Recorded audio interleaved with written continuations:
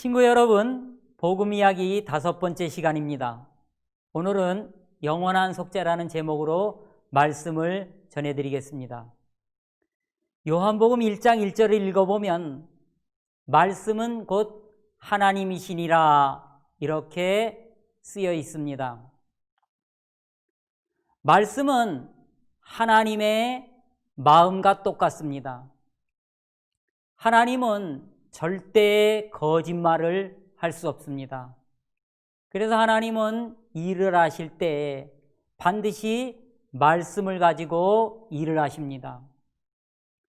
사람들은 트럭으로 무거운 짐을 나르고 포크레인을 만들어서 땅을 너무 쉽게 파고 컴퓨터를 이용해서 수많은 일을 합니다. 그러나 하나님은 항상 말씀으로 일을 하십니다. 히브리서 1장 3절을 읽어보면 그의 능력의 말씀으로 만물을 붙드시며 죄를 정결케 하는 일을 하시며 이렇게 쓰여 있습니다. 우리는 계란 하나도 공중에 띄울 수가 없습니다.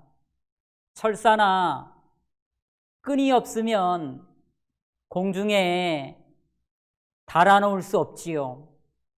근데 하나님은 둘레가 4만 킬로미터나 되고 어마어마하게 큰 이 지구를 공중에 끈도 사용하지 않고 밧줄도 사용하지 않고 두꺼운 철사도 사용하지 않고 공중에 달아놓았다고 말씀하십니다.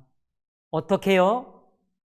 능력의 말씀으로 달아놓았다고 말씀하고 있어요. 하나님은 또 한 가지 일을 이 말씀으로 일을 하시는데 우리 친구들 마음속에 있는 모든 죄를 깨끗하게 만들 때 말씀으로 깨끗하게 하신다고 말하고 있는 거예요. 옷이 더러우면 비누로 깨끗이 빨면 되죠.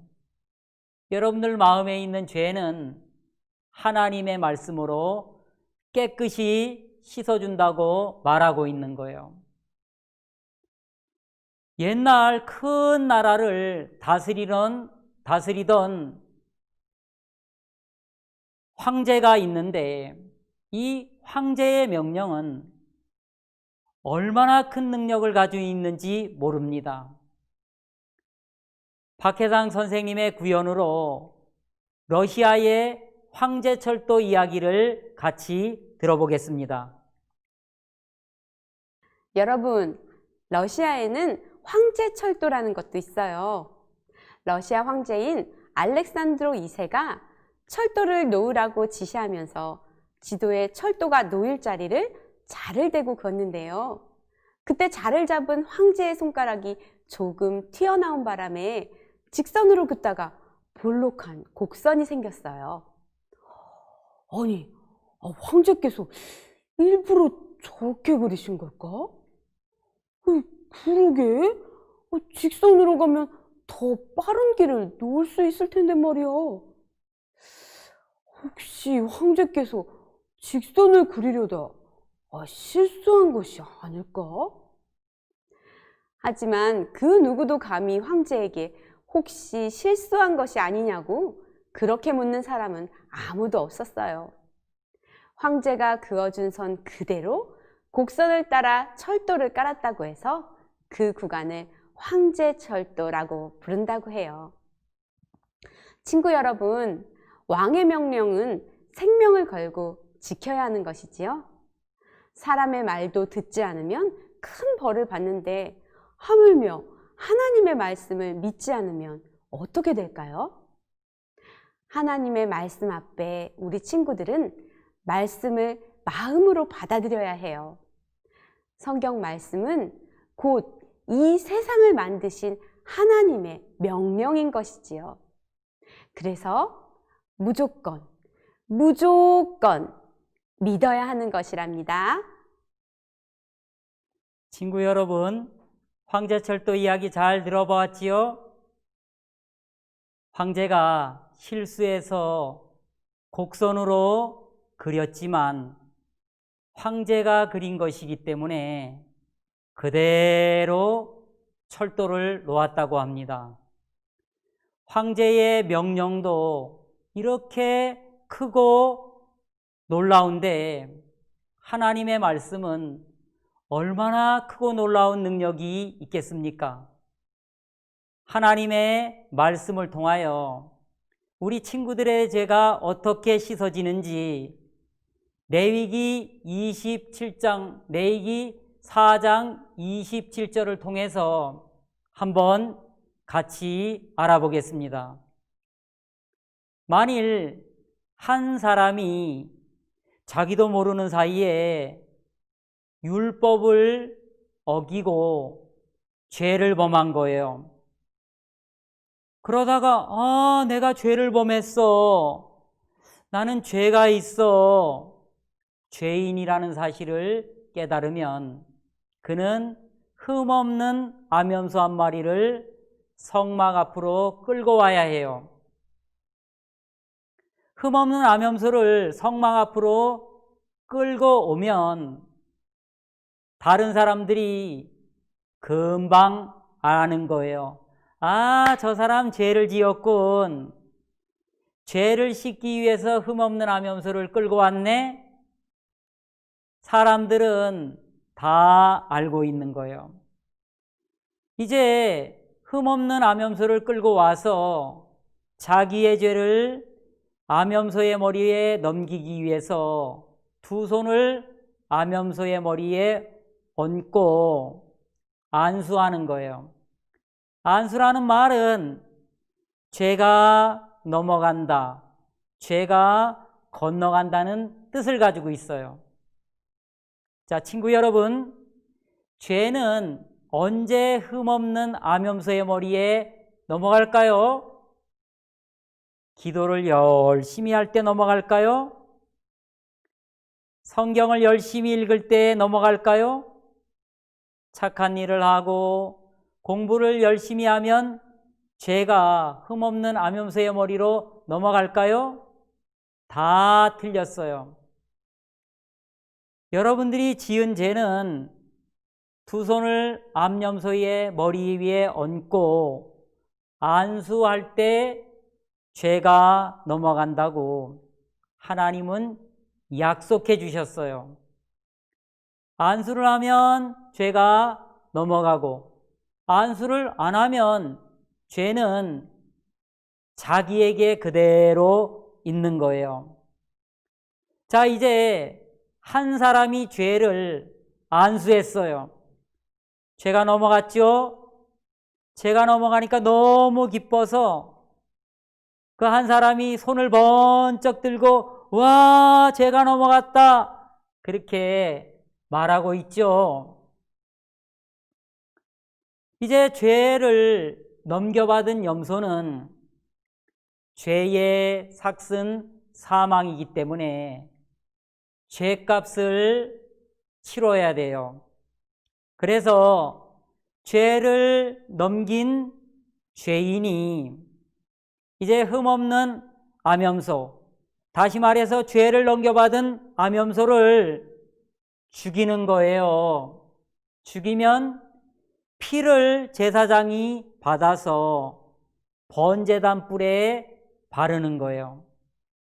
친구 여러분, 피를 왜 번제단 뿔에 바를까요?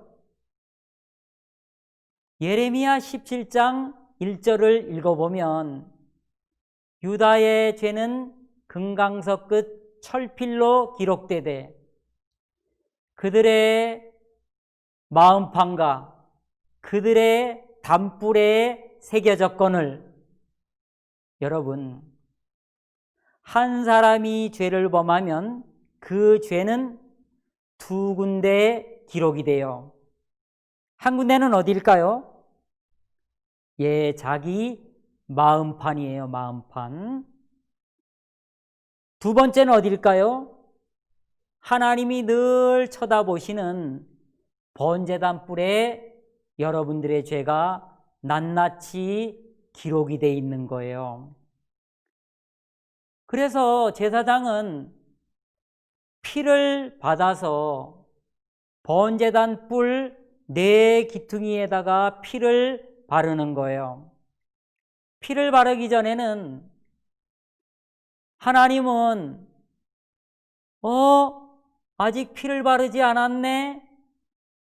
저 사람 죄를 지었는데 아직 죄 사함 받지 못했네? 그렇게 말씀하시는 거예요. 근데 번제단 4개의 뿔에 피를 바르면 야, 저 사람 죄를 지었는데 양의 피를 제사장이 뿔에 발랐구나. 저 사람의 지은 죄는 깨끗이 씻어졌네. 하나님이 보시고 기뻐하시는 거예요.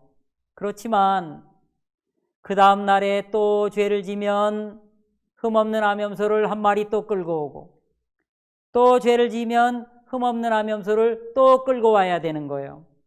그래서 날마다 염소를 죽여서 피를 흘리고 그 피를 번제단 뿔에 발라서 죄를 사함받은 거예요.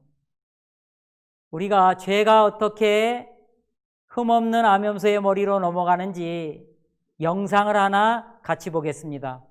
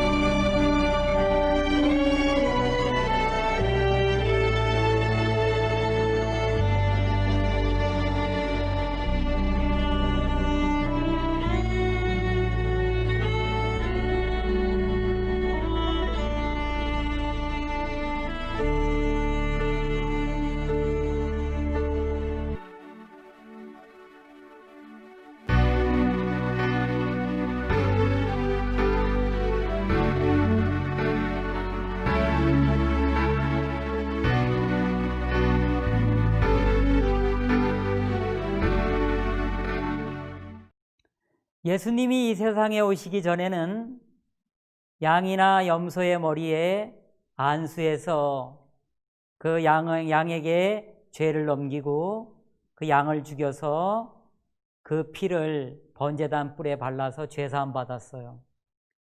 예수님이 이 세상에 오신 뒤에는 어떻게 했을까요?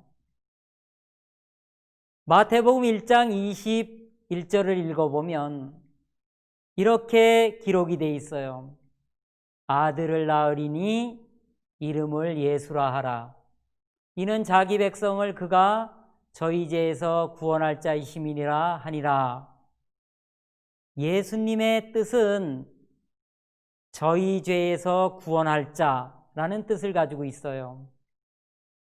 죄에 빠진 사람들을 죄에서 구원하러 오신 분이에요. 죄에서 건지러 오신 분이 예수님이었어요. 이제 아기 예수님은 30세가 되기 전까지는 우리 죄를 씻는 일을 하실 수가 없어요. 그래서 예수님이 30세가 될 때까지 기다려야 해요. 대제사장도 30세가 돼야 이제 인간의 죄를 씻는 일을 할 수 있어요.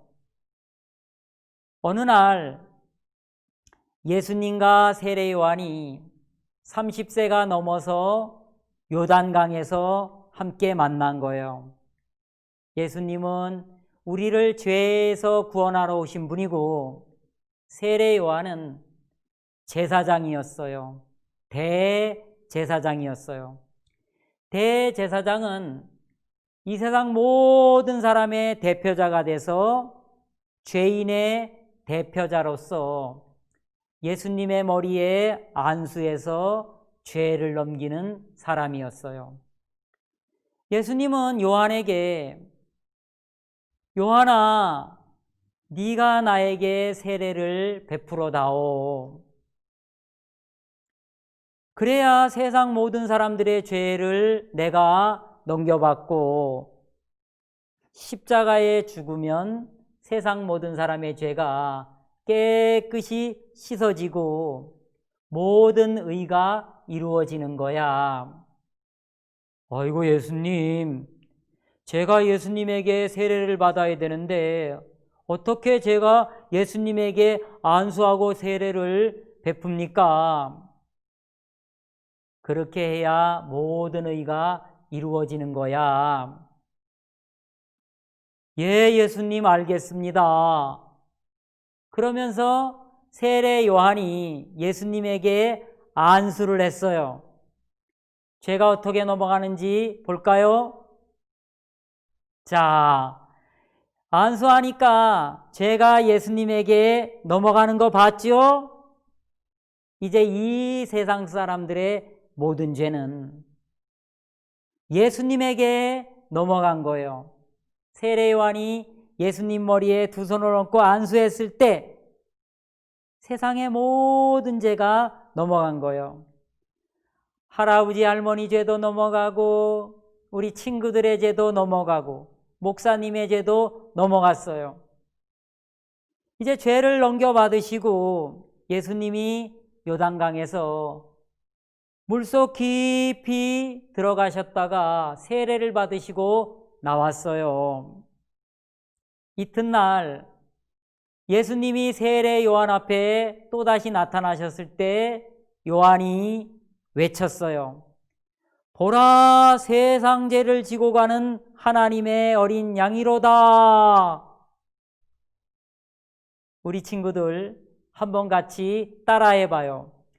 보라, 세상 죄를 지고 가는 하나님의 어린 양이로다.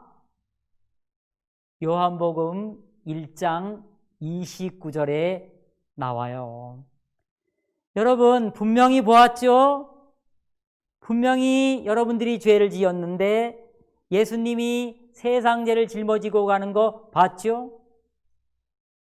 그래서 예수님은 세상 죄를 짊어지셨기 때문에 여러분 대신 십자가에 못 박혀 돌아가셔야만 했던 거예요.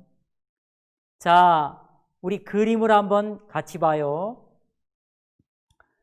자, 이제 아담이 이 세상에 가장 먼저 살았어요. 그때가 시작이에요. 그리고 현재에 우리 친구들이 살고 있고 앞으로 1년이 될지 10년이 될지 100년이 될지 앞으로 이 세상이 남아 있어요. 그래서 이 세상 마지막 사람이 살 때까지 그때가 끝이에요. 예수님은 시작부터 끝까지 그 세상 죄를 십자가에 못 박혀서 다 씻어버린 거예요. 그래서 십자가 위에서 피를 흘리시면서 맨 마지막에 하신 말씀이 있어요. 손을 한번 펴보세요. 그리고 목사님을 따라해 보세요. 다 이루었다. 시작. 다 이루었다. 예수님은 다 이루었다 말씀하셨어요. 무엇을 다 이루셨을까요? 예수님은 마태복음 1장 21절에서 자기 백성을 저희 죄에서 구원하러 오셨잖아요. 그 죄를 씻어주시고 죄에서 구원하는 일을 다 이루어 주셨다는 거예요. 그리고 히브리서 9장 12절을 읽어보면 이렇게 기록되어 있어요. 오직 자기 피로, 오직 예수님 피로 영원한 속죄를 이루사 단번에 성소에 들어가셨느니라. 예수님의 피는 영원히 우리 죄를 씻어주신 거예요. 속죄라는 말은 죄를 씻어 주신다 그런 말이에요. 언제까지? 영원히. 우리 친구들이 오래 살면 100년을 살 수 있어요. 그럼 100년 동안 죄를 짓겠죠? 그럼 100년간 지은 죄를 씻으면 100년 속죄만 받으면 우리 친구들은 하늘나라 갈 수 있는 거예요. 근데 예수님은 십자가 위에서 100년 속죄, 200년 속죄, 1000년 속죄를 해주신 게 아니고 영원한 속죄를 이루어 주신 거예요. 100년 속죄는 영원한 속죄 속에 집어넣으면 점으로도 안 나타나잖아요. 우리 그림을 하나 더 볼까요? 예수님이 저 그림에 보니까 십자가에 못 박혀 달려 돌아가시니까 아담의 범죄부터 이 세상 마지막 사람의 죄까지 다 씻어지는 거예요. 영원한 속죄가 이루어지는 거예요. 우리 친구들 가운데 그럼 목사님 앞으로 지을 죄는 어떻게 되나요? 저 그림을 보세요. 영원히 씻어 주셨다래잖아요. 여러분들이 과거에 지은 죄, 오늘 지을 죄, 앞으로 지을 죄까지 다 씻어 주셨다고 저 그림이 말하고 있잖아요. 예수님이 십자가에 못 박혀 영원히 우리 죄를 씻어 주시고 나신 뒤에 장례식을 치렀어요. 3일이 지난 뒤에 예수님은 하나님의 말씀대로 다시 살아나신 거예요. 친구 여러분, 질문해 볼게요. 예수님은 왜 다시 살아나셨을까요? 로마서 4장 25절을 같이 읽어봐요. 시작. 예수는 우리 범죄함을 위하여 내어줌이 되고 우리를 의롭다 하심을 위하여 살아나셨느니라. 예수님이 살아나셨다는 것은 죄를 이겼다, 사망을 이겼다, 마귀를 이겼다, 지옥을 이겼다, 무덤을 이겼다는 뜻이에요. 그래서 예수님이 살아나셔서 한 사람 한 사람 죄사함 받고 의인된 사람을 찾아다니면서 내가 살아난 것은 의롭다고 말하기 위해서 살아난 거야. 진호야, 의롭다. 영철아, 의롭다. 데이비드, 의롭다. 프란시스, 의롭다. 그래서 내가 살아난 거야. 친구 여러분, 예수님이 의롭다면 의로운 거예요. 예수님이 죄를 씻어주셨다 하면 죄를 씻어준 거예요. 예수님은 우리 모든 죄를 씻어주시고 의롭다 하기 위해서 다시 살아나신 거예요. 너무 감사하죠? 친구 여러분, 오늘 말씀을 들으면서 그렇구나. 예수님이 내 모든 죄를 씻어주셨구나. 나는 깨끗하구나. 너무 감사하구나. 나는 죄가 없어요. 난 이제 의인이에요. 하는 분 손 들어보세요. 예, 고마워요. 친구 여러분, 이번에 들었던 말씀 한 번만 듣지 말고 5번씩 계속 들어보세요. 한 번 들었다고 다 아는 거 아니에요. 계속 들어보면 야, 내가 구원받았구나. 그러면서 여러분 마음이 달라지게 될 거예요. 목사님은 30년 전에 강원도 영월군 모운초등학교 3학년 담임이었어요. 그때 우리 반 친구들은 35명이었어요. 매일 수업이 끝나면 30분씩 창세기 말씀을 전했어요. 3개월이 지나고 4개월이 지나면서 34명이 구원을 받았어요. 근데 딱 한 사람만 구원을 받지 않는 거예요. 그 친구가 저 사진에 보면 까만색 줄무늬 옷을 입고 있는 임미양 친구였어요. 그래, 친구들이 미양이에게 야, 미양아, 너 바보니? 네가 마음이 높으니까 구원 못 받지. 마음을 꺾어야 돼. 그렇게 얘기해도 미양이는 잘 구원을 받지 못했어요. 그러던 어느 날 미양이가 오후 4시에 우리 집을 찾아왔어요. 문을 막 두드리면서 사모님, 사모님, 사모님 계세요? 제 아내가 밖으로 나갔어요. 너 미양이구나. 네가 일찍 왔네? 사모님, 사모님. 미양이 눈에는 닭똥 같은 눈물이 뚝뚝 떨어지고 있었어요. 야, 미양아, 울지 말고 방으로 들어가자. 방에 들어가서 사모님하고 같이 이야기하자. 미양이는 제 아내를 따라서 방에 들어왔어요. 잠시 후에 미양이가 눈물을 닦더니 사모님, 사모님, 우리 집에 개 잡으면 안 되나요?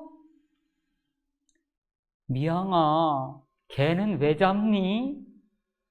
제 아내는 미양이가 하는 말을 이해할 수가 없었어요.